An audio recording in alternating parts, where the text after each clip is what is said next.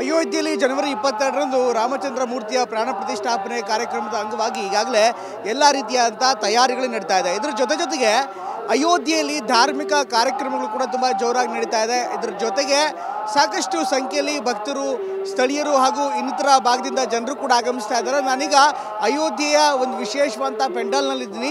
ಇಲ್ಲಿ ರಾಮಕಥಾ ಕಳೆದ 2 ದಿನಗಳಿಂದ ರಾಮಕಥೆ ಆರಂಭವಾಗಿದೆ. ಇವತ್ತು ವಿಶೇಷವಾಗಿ ರಾಮಚರಿತ ಮಾನಸವನ್ನು ಪಠಣ ಮಾಡುವಂಥ ಒಂದು ವಿಶೇಷವಾದಂಥ ಕಾರ್ಯಕ್ರಮವನ್ನು ಕೂಡ ಹಮ್ಮಿಕೊಳ್ಳಲಾಗಿದೆ. ನಾನೀಗ ಈ ಒಂದು ಪೆಂಡಾಲ್ನಲ್ಲಿದ್ದೀನಿ. ಇಲ್ಲಿ ಯಾವ ರೀತಿ ಚಿತ್ರಣ ಇದೆ ಅಥವಾ ಅಯೋಧ್ಯೆಯ ವಾತಾವರಣ ಹೇಗಿದೆ ಅನ್ನುವಂಥ ಒಂದು ಪರಿಸ್ಥಿತಿಯನ್ನು ಕಟ್ಟಿಕೊಡುವಂಥ ಪ್ರಯತ್ನವನ್ನು ನಾನು ಮಾಡ್ತಿದ್ದೀನಿ.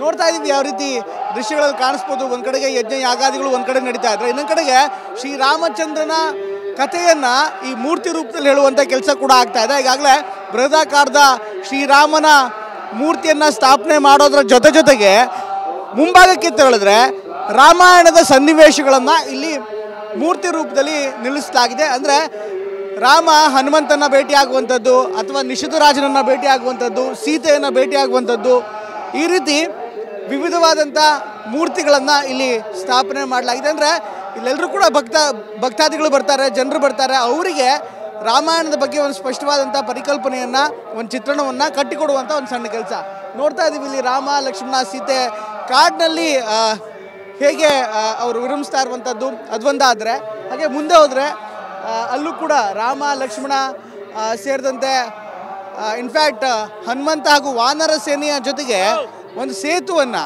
ಅಂದರೆ ರಾಮ ಸೇತುವನ್ನು ಕಟ್ಟುವಂಥ ಸಂದರ್ಭದ ಈ ಚಿತ್ರಣವನ್ನು ಕಟ್ಟಿಕೊಡುವಂಥ ಪ್ರಯತ್ನವನ್ನು ಕೂಡ ಮಾಡಲಾಗ್ತಾ ಇದೆ.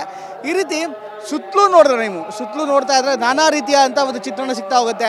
ಹಾಗೆ ಅಲ್ಲಿ ಸ್ವಲ್ಪ ಮುಂದೆ ಹೋದರೆ ಅಲ್ಲಿ ರಾಮೇಶ್ವರದಲ್ಲಿ ರಾಮಲಿಂಗ ಸ್ಥಾಪನೆ ಏನಾಗಿತ್ತು ಅದರ ಚಿತ್ರಣ ಕೂಡ ಅಲ್ಲೇ ಇದೆ.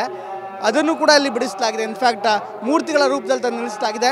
ಅಂದರೆ ಯಾರು ಬರ್ತಾರಲ್ಲ ಅಯೋಧ್ಯೆಗೆ ಬಂದವರೆಲ್ಲರೂ ಕೂಡ ಈ ಒಂದು ಪೆಂಡಾಲ್ಗೆ ಭೇಟಿ ಕೊಡ್ತಾ ಇದ್ದಾರೆ. ಪ್ರತಿ ಪೆಂಡಾಲ್ ನೋಡಿ, ಇದೇ ಥರ ಅನೇಕ ಪೆಂಡಾಲ್ಗಳಿವೆ. ಪ್ರತಿ ಪೆಂಡಾಲ್ನಲ್ಲೂ ಕೂಡ ತುಂಬ ವಿಭಿನ್ನವಾದಂಥ ಬೇರೆ ಬೇರೆ ರೀತಿಯಾದಂಥ ಒಂದು ಕಡೆಗೆ ಧಾರ್ಮಿಕ ಕಾರ್ಯಕ್ರಮಗಳು ನಡೀತಾ ಇದ್ದಾರೆ, ಮತ್ತೊಂದು ಕಡೆಗೆ ಸಾಂಸ್ಕೃತಿಕ ಕಾರ್ಯಕ್ರಮಗಳು ಕೂಡ ಅಷ್ಟೇ ಜೋರಾಗಿ ನಡೀತಾ ಇದೆ.